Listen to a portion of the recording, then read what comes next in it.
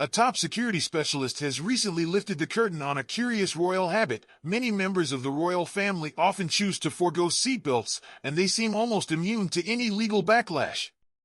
Picture a scene where caution meets calculated risk, leaving us to wonder if there's more than meets the eye behind these unfastened buckles. Nearly every high-ranking royal, from the king and queen to the prince and princess of Wales and even Princess Anne, has been seen riding in cars with a laid-back approach to buckling up. Whether they are lounging in the back seat, sneaking into the front, or even taking the wheel on occasion, their behavior hints at a personal safety strategy that looks as relaxed as it does deliberate. And just when you think it's a fluke, it turns out that these glimpses of nonchalance have been captured time and again, leaving us with a nagging sense of mystery that begs for an explanation. Take the late Queen Elizabeth II, known not only for her regal poise but also for her love of driving on the Windsor estate, often without that customary click of the seatbelt. Her daughter, the 74-year-old Princess Royal, has also been spotted behind the wheel without buckling up over many years. Each sighting adds another layer of intrigue, making us pause and ask, is there a hidden code behind this royal disregard for an everyday safety measure? What secret lies beneath this familiar scene? While Prince William and Kate Middleton do buckle up when shuttling their young family about town, the picture changes when the royal pair appear at high-profile events. On these occasions, they too are more likely to be seen without seatbelts.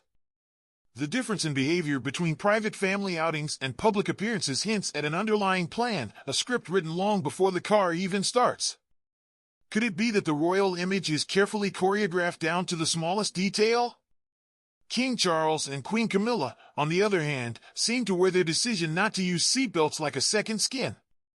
Whether gliding through London in one of the state's two official luxury cars or cruising from Balmoral to Crathy Kirk Church in the back of a stately Range Rover, these two are often spotted unbuckled. Their casual defiance of standard safety rules sparks a mix of curiosity and disbelief. How can such high-profile figures seemingly ignore a rule that most of us follow without a second thought? And what does this say about the balance between image, comfort, and safety?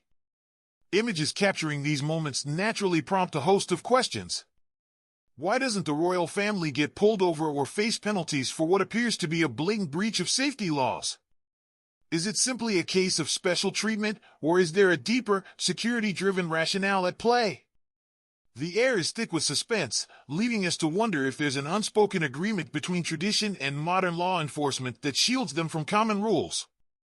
British security expert Michael Chandler, who has stood guard over some of the world's most well-known figures, from iconic musicians to Hollywood stars, offers a peek behind the curtain. Now at the helm of his own training firm for close protection officers, he shares with a leading online news source that there are several reasons behind the royals' flexible stance on seatbelt use, some of which might just surprise you. His words bring a new dimension to what seemed like a simple oversight. Perhaps it is not about neglect, but about a careful, risk-based choice. For longer journeys or trips where time is of the essence, when zipping through London's busy streets or speeding along motorways, the royals are said to fasten up just like everyone else.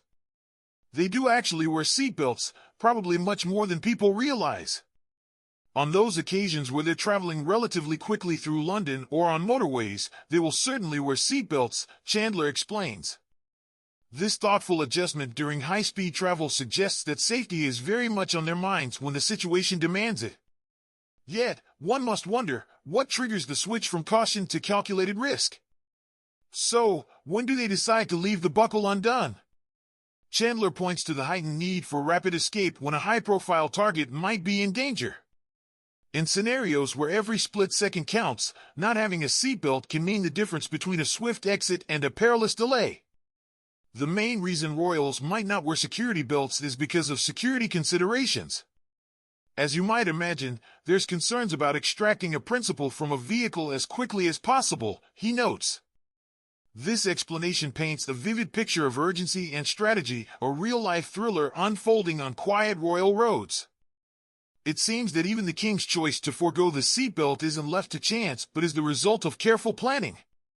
A detailed risk assessment likely paves the way for these decisions, weighing every factor from the likelihood of an attack to the need for a rapid getaway. It's likely there's a risk-based approach. There'll be a risk assessment, the outcome of which will determine whether or not there needs to be extra precautions, he adds.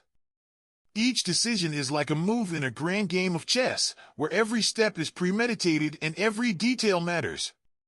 How much of this planning is known to the public, and what other secrets might be hidden in plain sight? Appearance and comfort also seem to play their part in this delicate balancing act. When royals are constantly in and out of vehicles, repeatedly buckling up can be a hassle, and might even crumple a crisp shirt, especially for the men in the family. If they're in and out of a vehicle, royals will be less inclined to fit their seatbelt every time they get out of the car. With men, for example, a seatbelt can crease shirts, and so that might also be a factor, Chandler points out. It's a small detail, yet one that adds to the overall picture of a life where every minute and every crease is managed with care. Could it be that style and comfort are just as important as safety? Then there's the legal side of things. The king, by virtue of sovereign immunity, is not subject to prosecution, a fact that adds another twist to the tale. Chandler, who also holds a law degree, explains that an ancient law, the Bill of Rights from 1689, places the monarchy above legal challenges.